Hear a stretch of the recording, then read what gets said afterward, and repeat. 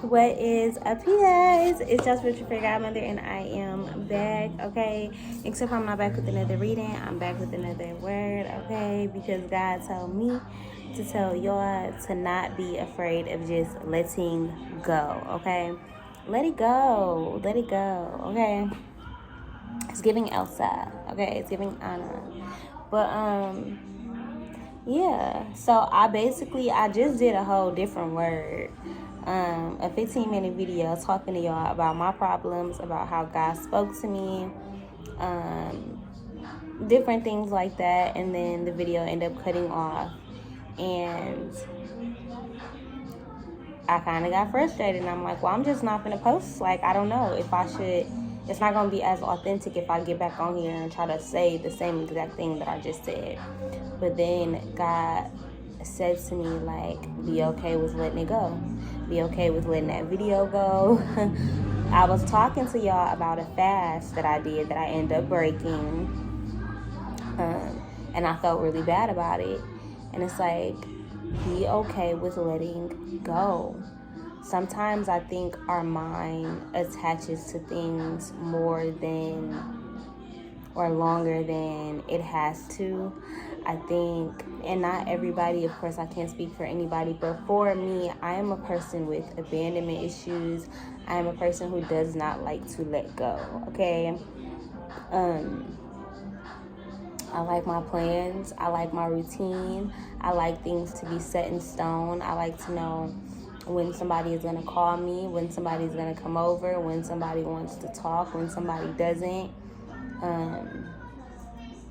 I am a person who really has control issues. Okay, I just do.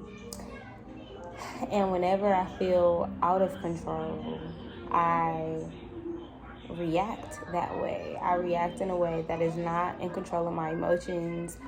I act in a way that is not in control of my discipline, of my morals, and of my values. My mouth get reckless when I'm frustrated. My actions can sometimes be reckless when I'm frustrated. And I think this season, God is calling me, 33, thank you, Ascended Master, is calling us, calling you, we, to be okay with endings, to be ecstatic about new beginnings, to let go of the fear and the worry. It's like we did that already. We spent 2 years being fearful of COVID. We spent another year being scared to get back in our fields. We spent, like, as a human body, we've spent enough time being scared.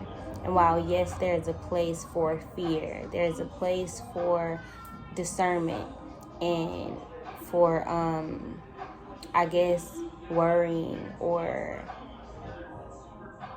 things of that nature, but this is not that season. This is not that moment, okay?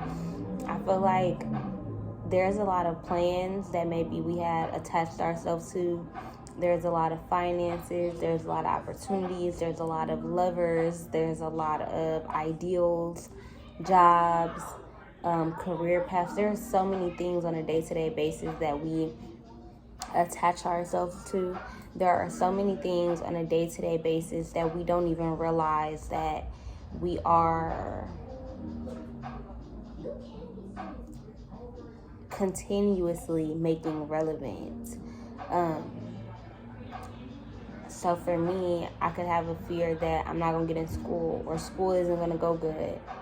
And me holding on to that ideal is so problematic because of where that ideal comes from. I don't remember the first time something went bad for me, or the first time a plan didn't go as planned, or something happened in my life where I didn't feel like it worked out perfectly. I'm not sure the first time. However, there has been a baseline and a pattern of that happening a multitude of times to where it's kind of become my norm. And I haven't let that go. I haven't let go of that norm. And I don't even want that to be my norm anymore. but I'm constantly and steadily holding on to it. Holding on to what doesn't have to be real, holding on to what doesn't even feel good, holding on to something that makes me sad.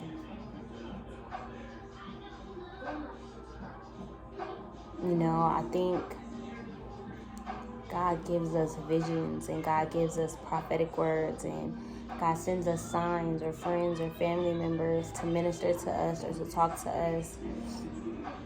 And even then, you can't always hold on to that because things change and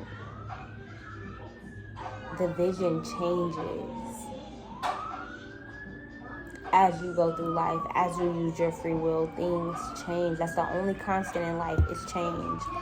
And I think we hold on so tightly to things not changing that we don't give ourselves enough room to allow the change to just happen and to just flow in. It's like we try to force the change to happen.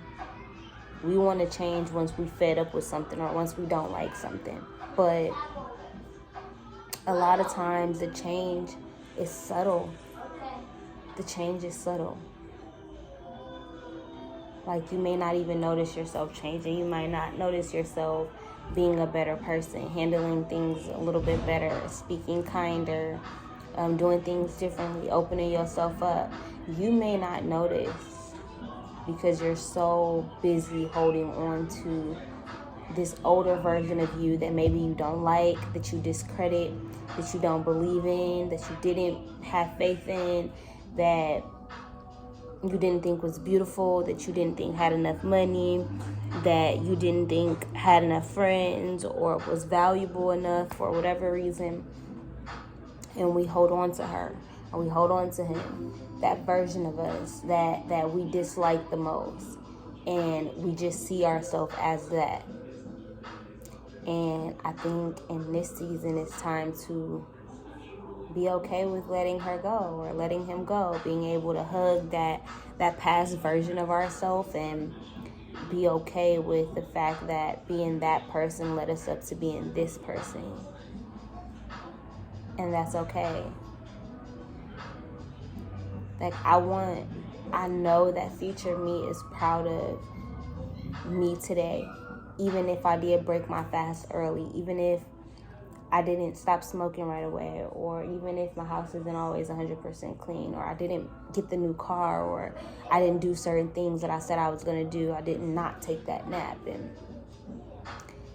even with all of my fuck-ups that I make on a day-to-day basis, future me is proud of me right now because I'm doing it. I haven't given up. I haven't let myself down. I'm not perfect. I'm a human being, but at the same time, I don't feel bad about myself. I don't feel as if my mistakes define me. I don't feel as if every single mistake that I make is going to make God punish me, or I'm going to get my karma, or something isn't going to work right or go good.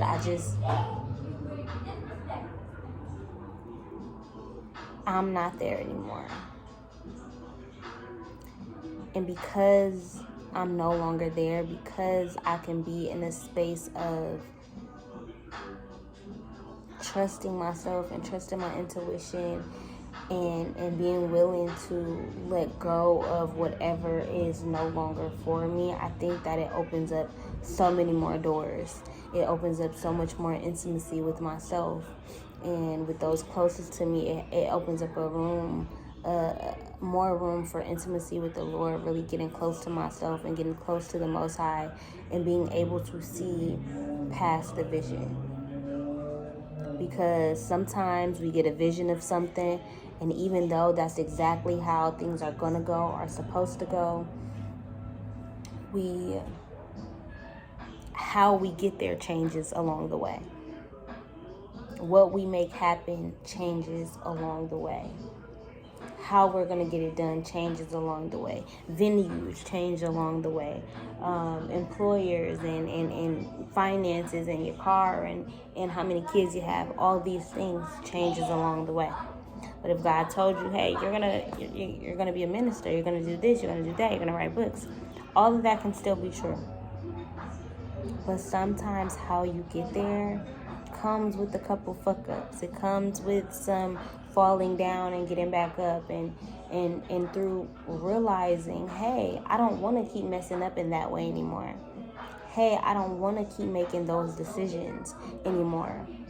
Hey, I don't like how I act when I'm like that, or when I'm in that state of mind, or when I'm in that energy. So I'm going to do everything I can to not put myself in that state of mind or in that energy. We have to constantly be changing. We have to constantly want to change. And when we attach ourselves to only one ideal, one way of being, one routine, one way that it has to go, we close so many other doors of opportunity. The way that you were thinking of getting there could have been the long route, when somebody else kind of has a shortcut because they have the knowledge. They have knowledge that you don't have. So this person is coming along, and maybe the relationship or friendship don't work out, but they didn't put you on some game, or they didn't give you a shortcut. They didn't help you out. Turned your 40-minute trip into a 30-minute trip.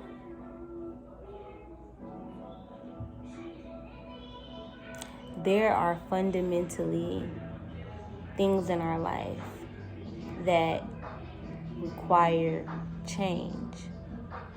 It requires the flipping switch of a mindset. It requires you being on your P's and Q's. It requires you deciding to open your hand and let go. Let go of that rude demeanor. Let go of that people-pleasing demeanor. Let go of that self-sabotage. Let go of that unbelief. Let go of that wavering faith. Let go of the unknown and the what-ifs and the shoulda, coulda, wouldas, and let go of the things that no longer serve you. You have to be willing to. Be willing to literally open your hand. You never know who might grab it, who can lead you somewhere exactly where you want to be, or somewhere better than you could even fathom.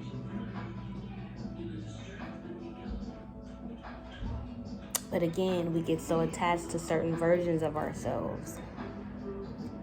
Sometimes you can even get too attached to the best version of yourself and only live up to her because you think she's the best, or you think he's the best, or you don't like yourself at where you are now because you're constantly looking at where you was or who you was when you was like that. And sometimes you being attached to that version of yourself doesn't allow you to make the necessary mistakes and changes that you need to make in order to be even better than who she was or he was. You have to even let go of the things that are not physical. Let go of the schedule. Let go of the sameness in your life. Even if your self-love used to look like getting medis and petties, maybe it don't look like that no more. Maybe it looks like journaling for an hour. Maybe your me time used to look like not having the kids at home. Now it looks like taking the kids on a trip. You have to be willing to go with the flow. You have to be willing to invite change into your life, into your home, into your space, into your brain cavity, into your body. You have to be willing to move, and you have to be willing to let go. Okay? God, I ask that you cover all of those watching. I ask that you give them the provision. I ask that you give them the vision. I ask that you give them the courage. I ask that you give them the faith to continue on with whatever it is that they're going towards, and let go of whatever is hindering them. Lord, I ask that you cover their thoughts. And even when they're negative, I ask that you change them and allow for them to be changed. I ask that you change their heart posture and make them willing to be able to receive whatever messages that you send their way. Even if we don't notice it right away, even if it doesn't happen tomorrow, allow us to take heed of your messages. Allow us to be present for your messages, and allow us to be ready when you are ready. When you are ready to put us in position. When you are ready for change, God, allow us to take that in. Ashe. Ashe. I hope you guys enjoyed this video. If you did, give this video a thumbs up. Leave a comment down below. Share it on all your social medias. And I am out of here, you guys.